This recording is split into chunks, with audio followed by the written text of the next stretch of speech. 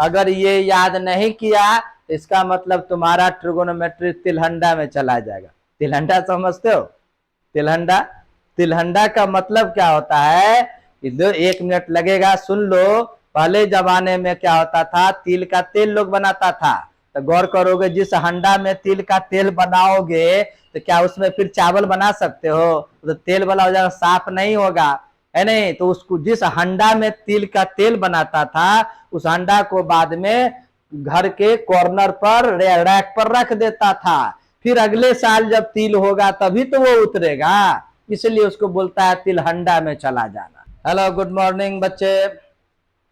इस वीडियो में हम लोग 11 क्लास का ट्रिगोनोमेट्री में एक ट्रिगोनोमेट्रिक इक्वेशन है वो पढ़ोगे। बहुत ही इंपॉर्टेंट है। ऐसा इक्वेशन जिसमें टी फंक्शन हो उसी को बोलेंगे ट्रिगोनोमेट्रिक इक्वेशन। और जितना भी ट्रिगोनोमेट्रिक इक्वेशन होगा, गौर करोगे, उसका अगर सॉल्यूशन किया जाएगा तो उसका सॉल्यूशन 1 या 2 टाइप का नहीं होगा। जब भी सॉल्यूशन होगा तो इनफाइनाइट टाइप का होगा, अनगिनत होगा, है नहीं, 1 2 नहीं होगा। तो अब चूंकि ट्रिगोनोमेट्रिक इक्वेशन का सॉल्यूशन इनफाइनाइट टाइप का होता है, इसीलिए हम इसके सॉल्यूशन को 2 तरीका से पढ़ते हैं। फर्स्ट को कहते हैं प्रिंसिपल सॉल्यूशन, या उसको प्रिंसिपल वैल्यू भी बोलो। Second general solution. तो इस वीडियो में हम लोग प्रिंसिपल वैल्यू और उसके बाद न्यूमेरिकल लिस्ट वैल्यू की पढ़ाई करेंगे। और न्यूमेरिकल वैल्यू के लिस्ट की वैल्यू जब पढ़ लोगे तभी तुम जनरल सॉल्यूशन कर पाओगे, है कि नहीं? इग्नोर नहीं करना है, अंत तक वीडियो देखना है। तो हम पहला पढ़ाते हैं प्रिंसिपल सॉल्यूशन। अब प्रिंसिपल वैल्यू निकालने के लिए कुछ पहले वाला जो है टॉपिक है ट्रिगोनोमेट्री से रिलेटेड, वो तुमको याद रखना होगा। परहैप्स तुमको याद होगा। फर्स्ट पॉइंट ये था, ये जब भी खींचते थे साइन स्कीम में 0, ये π/2, ये पाई, ये 3π/2, और वापस फिर एक राउंड में आने के बाद 2π होता था। तो इसमें पढ़ते थे हम लोग ऑल पॉजिटिव। 6 प्रकार का टी फंक्शन है, सभी पॉजिटिव। इसमें पढ़ते थे साइन और कोसेक पॉजिटिव। इस क्वाड्रेंट में टैन और कॉट पॉजिटिव होता है, और फोर्थ क्वाड्रेंट में कॉस और सेक पॉजिटिव होता है। ये याद होगा, नहीं याद है तो याद रखना चाहिए। अब चलिए हम लोग क्या करते हैं, इसका जो है पार्ट बाय पार्ट थोड़ा सा देख लेते हैं तो तुमको बहुत ही बेस्ट होगा, है कि नहीं? हम पार्ट बाय पार्ट अगर इसको करें तो फर्स्ट देखोगे साइन एक्स और कॉसेक एक्स में तुम देखते होगे ये दोनों पॉजिटिव है, और ये दोनों, जहां टैन कॉट पॉजिटिव है ना तो साइन निगेटिव, कॉसेक पॉजिटिव है तो साइन निगेटिव। एक इस मैटर को याद रखिए।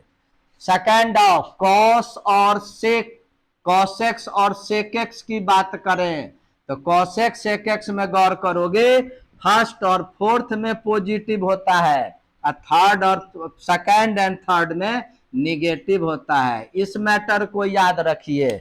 और एक टैन कॉट से रिलेटेड देखो, टैन एक्स और कॉट एक्स, इसमें गौर करते होगे ऑल पॉजिटिव होने के कारण टैन कॉट इसमें पॉजिटिव, साइन कॉसेक इसमें पॉजिटिव है तो टैन निगेटिव, टैन कॉट इसका अपना पॉजिटिव है तो ये पॉजिटिव, इसमें कॉसेक पॉजिटिव होता है तो इट मींस टैन निगेटिव। ये जो पूरा एक बार में लिखा हुआ है, इसको समझाने के लिए हम उसको सेपरेटली 3 पार्ट में बांट दिए।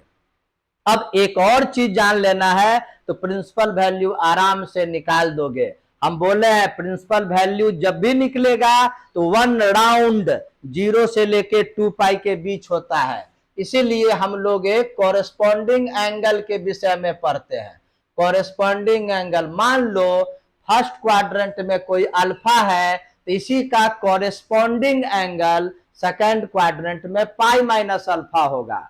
इसी का corresponding angle pi plus alpha, और फोर्थ में 2π- अल्फा होगा। इस मैटर को भी याद रखना है आपको। कॉरेस्पॉन्डिंग एंगल का मतलब हुआ, सपोज करो फर्स्ट क्वाड्रेंट में तुम 30 डिग्री लिया, फर्स्ट क्वाड्रेंट लेने का मतलब ऑलवेज 0 और 90 के बीच। 30 डिग्री लिया तो साइन 30 का वैल्यू 1/2 होता है, तो ये देखो 180 माइनस 30 यानी 150, तो साइन 150 का भी वैल्यू 1/2 होता है। यहां देखो 180 और 30 जोड़ोगे तो 210, तो साइन 210 भी 1/2 होता है, बट निगेटिव में होगा। तो इसी को कॉरेस्पॉन्डिंग एंगल हम लोग बोलते हैं। अगर ये अल्फा निकल गया तो इसी का कॉरेस्पॉन्डिंग एंगल हम आराम से इस फिगर से चारों क्वाड्रेंट का एंगल हम निकाल सकते हैं। अब आइए हम लोग अब ये इतना जानने के बाद हम तुमको कुछ एग्जाम्पल देते हैं कैसे प्रिंसिपल वैल्यू निकालोगे। फर्स्ट एग्जाम्पल देते हैं, आराम से सीखोगे तो अच्छे ढंग से सीख जाओगे। पहला देखो, मान लो देते हैं तुमको, हम कुछ भी क्वेश्चन बोलो, √3 tan x प्लस 1 = 0 और बोलेगा फाइंड प्रिंसिपल वैल्यू। बार बार बोल रहे हैं प्रिंसिपल वैल्यू 0 से लेकर 2π के बीच होता है कि नहीं। यहां पर देखो लिख देते हैं, जब भी इसका वैल्यू होता है तो 0 से लेकर 2π, ना तो 0 से कम वैल्यू नहीं तो 2π से ज्यादा आंसर देंगे। हाँ, जनरल सॉल्यूशन जब पढ़ेंगे आगे वाले वीडियो में तो आंसर आप 0 2π के बीच का भी दीजिएगा, 2π से बड़ा भी दीजिएगा और 0 से छोटा यानी इनफाइनाइट आंसर देना है, लेकिन प्रिंसिपल वैल्यू इसी दो के बीच ऑलवेज देना है। तो चलो हम इसका प्रिंसिपल वैल्यू निकालते हैं। पहला काम क्या करो, इसको थोड़ा आगे प्रोसीड करो। तो रूट इम्प्लाइज √3 tan x का वैल्यू +1 उधर गया तो -1, देयरफॉर tan x = हो जाएगा -1/√3। जब भी प्रिंसिपल वैल्यू निकालना हो तो एक मैटर लिखना, लेट tan अल्फा, चूंकि tan से रिलेटेड है ना, और यहाँ x नहीं लिखे, यहाँ देखो अल्फा ये लिख दिए फर्स्ट क्वाड्रेंट का, tan अल्फा = मॉड में दे देना। मॉड में देने का मोटो क्या है कि फर्स्ट क्वाड्रेंट ऑल पॉजिटिव होता है तो निगेटिव हट जाएगा, अवॉइड करना है तुमको। तो tan अल्फा का वैल्यू हो जाएगा 1/√3। अब आप सोचिए, बहुत 10 क्लास में भी पढ़े थे कि tan के किस एंगल में 1/√3 होता है। 30 डिग्री याद होगा, 30 डिग्री को रेडियन में बोलेंगे π/6।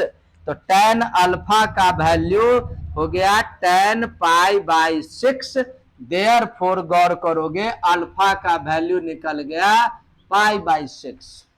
अब आओ, ये फर्स्ट क्वाड्रेंट में हो गया π/6 है नहीं, सेकेंड क्वाड्रेंट में π - π/6, थर्ड में π + π/6, फोर्थ में 2π-, अब हो π/6। अब हम लोग डिसीजन लें प्रिंसिपल वैल्यू कौन होगा। तुम गौर करता होगा प्रत्येक फंक्शन में तुम देखे होगे 2 क्वाड्रेंट में पॉजिटिव और 2 में निगेटिव, यहां भी 2 में पॉजिटिव 2 में निगेटिव। तो किसी का भी प्रिंसिपल वैल्यू 2 टाइप का होगा, 2 से ना तो ज्यादा होगा ना 2 से कम होगा, जब भी होगा तो 2 होगा।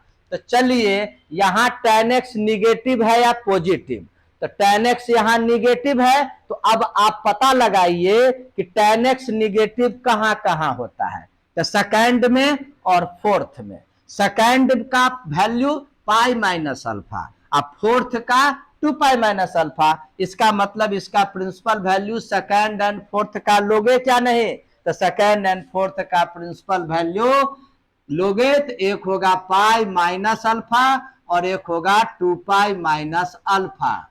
यानी अब आप अल्फा के जगह जो निकाले वो इनपुट कर दीजिए, π - π/6, 2π - π/6, इसको सॉल्व कर दो। सॉल्व करोगे तो 6π - π, 5π/6 और 6 2 जा 12 में से एक π माइनस होगा, 11π/6। इस प्रकार से किसी का भी प्रिंसिपल वैल्यू हम आराम से निकाल सकते हैं अगर 1 2 3 4 ये चीज याद हो और ये बनाने का प्रोसेस की जानकारी हो, तो आराम से प्रिंसिपल वैल्यू निकालते हैं। एक होता है न्यूमेरिकल लिस्ट वैल्यू, ये न्यूमेरिकल लिस्ट वैल्यू तुमको जानना ही होगा। न्यूमेरिकल लिस्ट वैल्यू जान जाओगे तभी तुम ट्रिगोनोमेट्रिक इक्वेशन का जनरल सॉल्यूशन निकाल पाओगे। न्यूमेरिकल लिस्ट वैल्यू कैसे निकालेंगे? तो नियम है कि किसी का भी प्रिंसिपल वैल्यू दो टाइप का होता है। इस दो टाइप में कोई एक इसमें से एक न्यूमेरिकल लिस्ट वैल्यू होगा। तो न्यूमेरिकली लिस्ट कौन है वो कैसे जानोगे? तो उसके लिए हम तुमको ट्रिक लिख देते हैं। फर्स्ट क्वाड्रेंट सबसे छोटा, सेकंड उससे बड़ा, थर्ड उससे बड़ा, फोर्थ उससे बड़ा।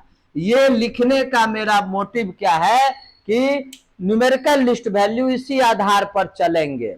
मान लो किसी का प्रिंसिपल वैल्यू तुम फर्स्ट और थर्ड का निकाले हो, दो का निकलता है, दो में आएगा तो फर्स्ट होगा न्यूमेरिकल लिस्ट।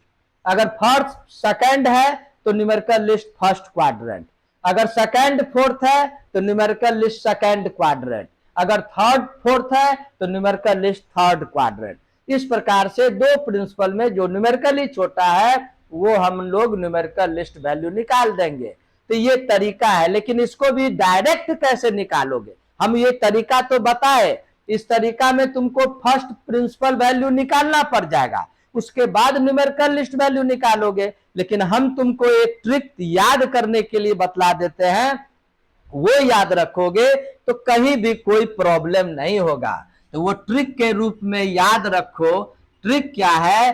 पहला trick, if all T function है नहीं, ऑल टी फंक्शन, मान लो यहां पर लिख देते हैं है कि नहीं, और फर्स्ट में ऑल टी फंक्शन मतलब साइन कॉस टैन जो भी चीज है बी पॉजिटिव, अगर पॉजिटिव हो तो न्यूमेरिकल लिस्ट वैल्यू कौन होगा? अल्फा। याद रखना, अगर ये मान लो यहां तो निगेटिव ना है तो इसलिए अल्फा नहीं होगा, निगेटिव का अलग चीज होता है। याद रखना, जितना भी साइन कॉस टैन है वो अगर पॉजिटिव होगा ना तो direct numerical least value alpha. Alpha बोले तो 0 पाई/2 के बीच का वैल्यू। अब आइए यदि सेकंड मैटर लिख देते हैं, अगर मान लो साइन एक्स और कॉसेक एक्स बी निगेटिव, अगर ये निगेटिव होगा तो फिर न्यूमेरिकल लिस्ट वैल्यू तुम याद रखना ये थर्ड क्वाड्रेंट होता है, पाई प्लस अल्फा, ये याद रखो है नहीं। और अल्फा क्या है? तो फर्स्ट क्वाड्रेंट का एंगल पहले निकाल लोगे, अब पाई में प्लस कर दोगे तो न्यूमेरिकल लिस्ट वैल्यू हो जाएगा। थर्ड देखो, थर्ड में अगर cos x है या sec x है या tan x है या cot x है, बी निगेटिव, साइन cosec को छोड़ के ये चारों अगर निगेटिव होगा तो न्यूमेरिकल लिस्ट वैल्यू तुमको हो जाएगा second quadrant pi minus alpha. इस मैटर को अगर याद रखोगे तो जब भी तुम लंबा बड़ा टिप इक्वेशन होगा तो उसका तुम आराम से सॉल्यूशन निकाल लोगे।